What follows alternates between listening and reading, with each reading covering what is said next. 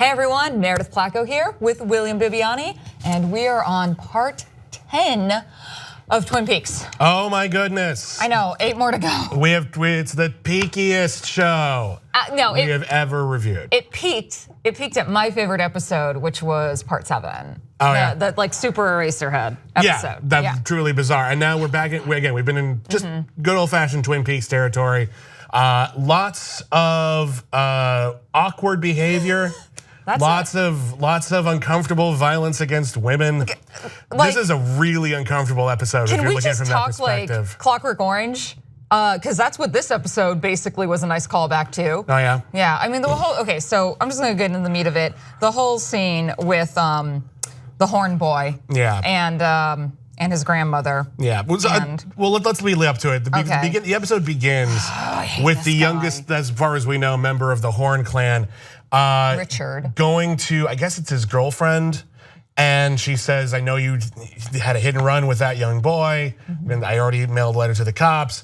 And he goes into the camper and murders her. Bludgeons her to death or hits her head on a table. We don't know because it's actually done quite effectively off screen. Yeah, but very creepy, very disturbing. And then he decides to go to his grandmother's house later on, which turns out that the character who he thought might be Audrey in a previous episode was actually Audrey's mother, and that the youngest Horn is indeed her grandson. Yeah.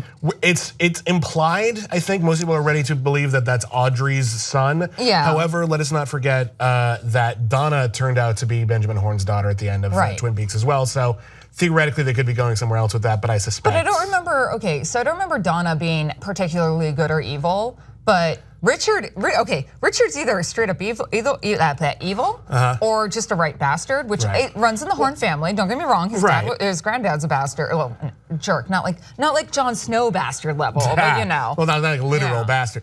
Yeah, well, the thing is that Audrey wasn't evil either. Audrey was actually, she was a troublemaker perhaps, but she actually had very good tendencies and kept trying to be a better person. Audrey had a crush on a certain FBI agent who happened to have a super evil doppelganger. Right, but we never even got to that part. Whereas Donna, everyone's like, oh, Donna and James.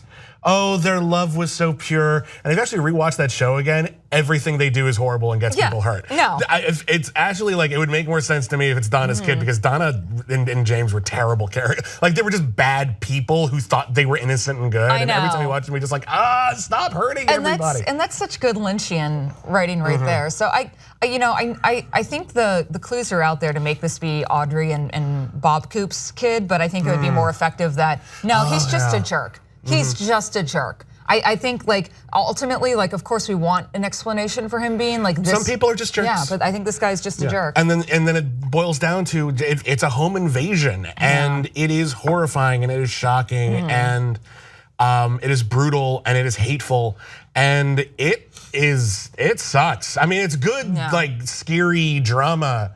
But that level of antagonism is kind of all over this episode. We see the Mitchum brothers with Jim Belushi and Robert Knepper, and they're in charge of this hotel, and they have like 3 Playboy Bunny type characters. Candy was the main one, and then there was Sandy, and I don't remember it's another Mandy, yeah, and they're always around them in fetish outfits. They're very subservient. They're not fetish outfits. They're like they're fetishized.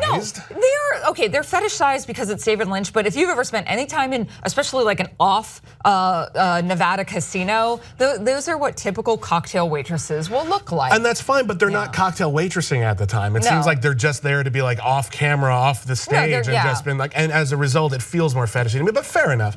No, but it is definitely fetishized in that David Lynch. Like I can get into a whole conversation about that weird Pepto-Bismol color pink. It wasn't like a bright poppy pink. It was like a sickly pink. And just the way like Candy over, how she reacted when she hit one of the Meachums in the face with the remote trying to get a fly. Just that whole scene where it was like this complete amazing disconnect between the two. Candy has some things going on. And then, it's funny is that the Mitchums are actually just like, but if we can't fire her, she has nowhere else to go. Like they actually care about her, even though she's clearly not firing on all cylinders. No. The scene where they send her just to bring someone into the office office, and then she has a really long conversation with Tom Sizemore, gesticulating wildly. Yeah, which you think is maybe she's saying like, oh, this is where he won all the slot machines. Or something. Yeah, but she's just talking about the weather. It's absolutely absurd.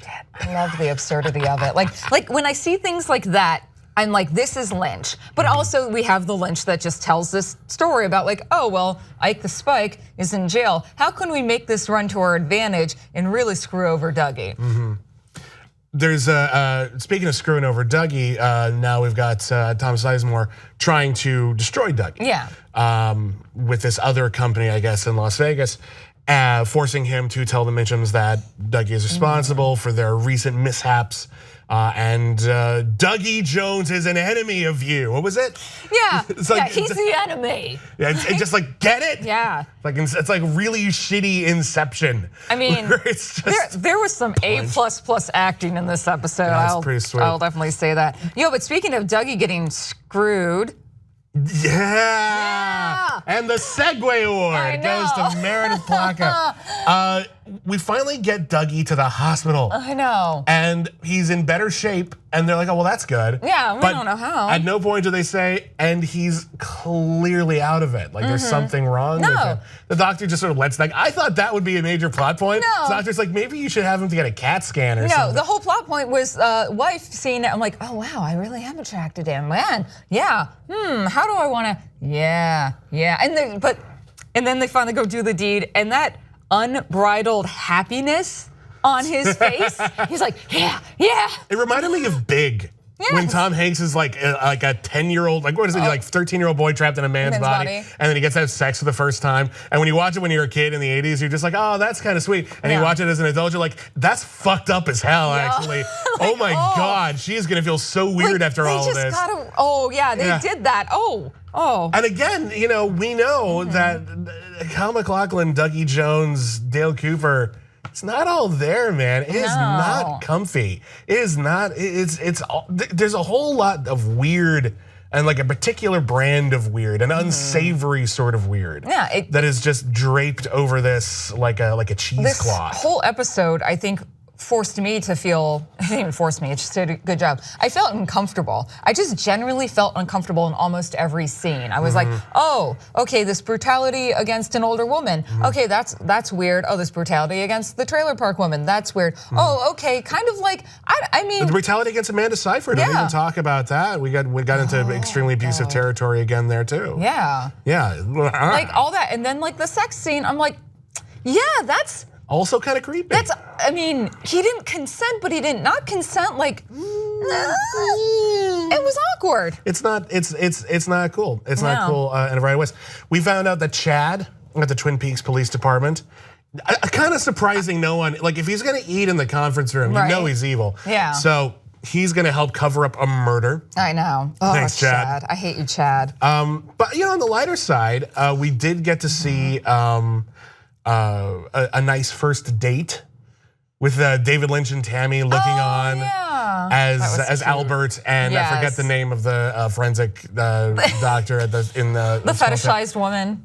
A little bit, but at least it's innocently so. At least they're just like, oh, isn't that sweet? No, we should let them go. Yeah, that was I liked that. When David Lynch's character opens the door, and it's Laura Palmer. And she's freaking out, and then she evaporates. And then like Albert's behind the door, and Albert's smaller than Laura Palmer. It's a subtle thing, but it freaked me out. Yeah. It's just the dimensions were wrong. Yeah. In a couple of different levels. And again, that's David Lynch doing his weird video magic. That I like that. Yeah. I just have to say, I'm really, as much as I don't like Nadine, I'm really happy that Run Silent, Run Drapes.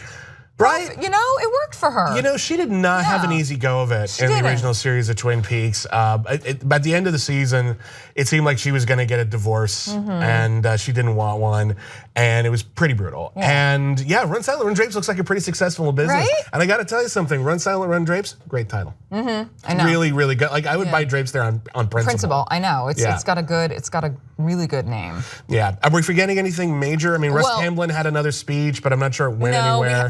I kind of tune out with him these days.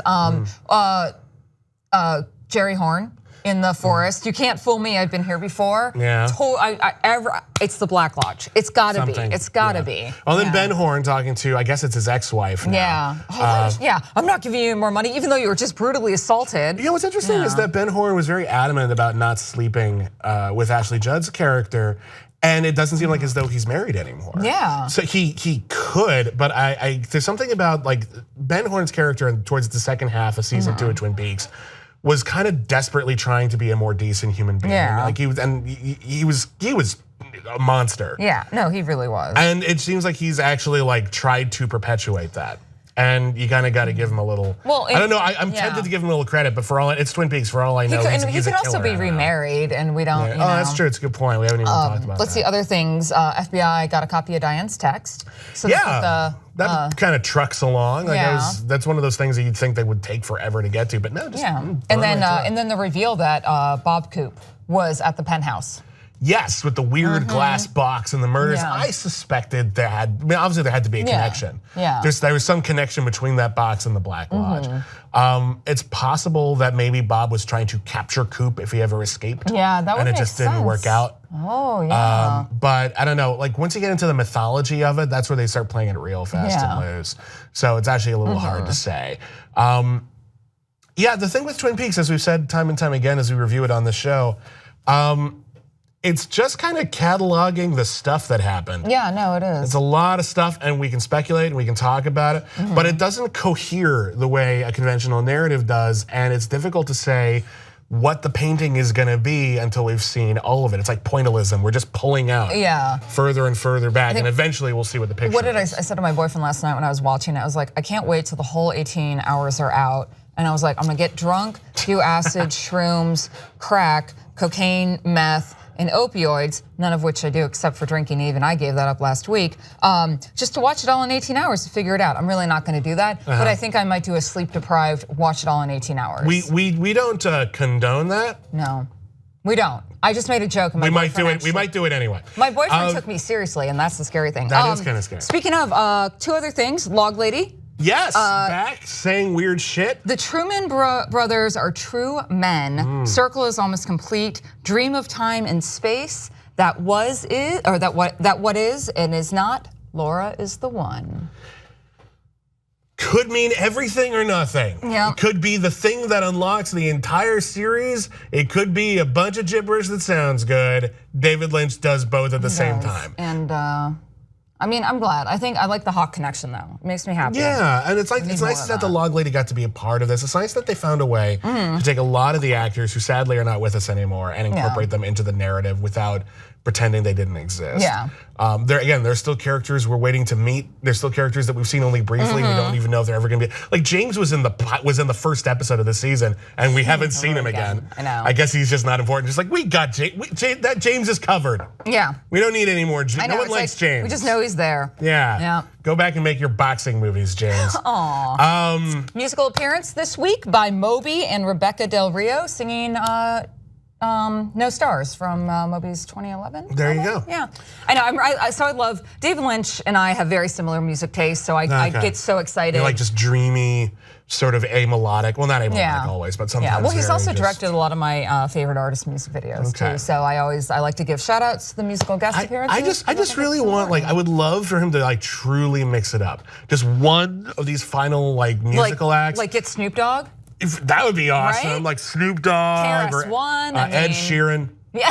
Why not? Who you had to Google his name? I had to Google Ed Sheeran when he was on Game of Thrones. I was just like, do I know who that is? Is that a thing? I know. I love being old enough that I don't know who's in pop music. I thought it would bug me, and now I'm just like, I don't have to know who Ed Sheeran is. This is great. Yeah, Greg's like, oh look, it's Ed Sheeran. I'm like, yeah, that guy. And I'm like, I mean, I know his name. I heard him somewhere. I can't recall his song. He's on the internet, right? You know what? I'm on the internet. You're on the internet. We're all on the internet. So yes, he is on the internet. I know. We should do the "I'm on the internet, you're on the internet" song on Sesame Street with Ed Sheeran and Rebecca Del Rio. He seems like a good guy. I'm sure he's nice. He shared Rabbit. It was good. Good times. It was good. We're starting to review Game of Thrones. Sorry, we already did that. Twin Peaks, a lot of fun. And super weird, and it's super hard to review sometimes. And we're gonna keep chugging along. And thank you for joining us. Thanks.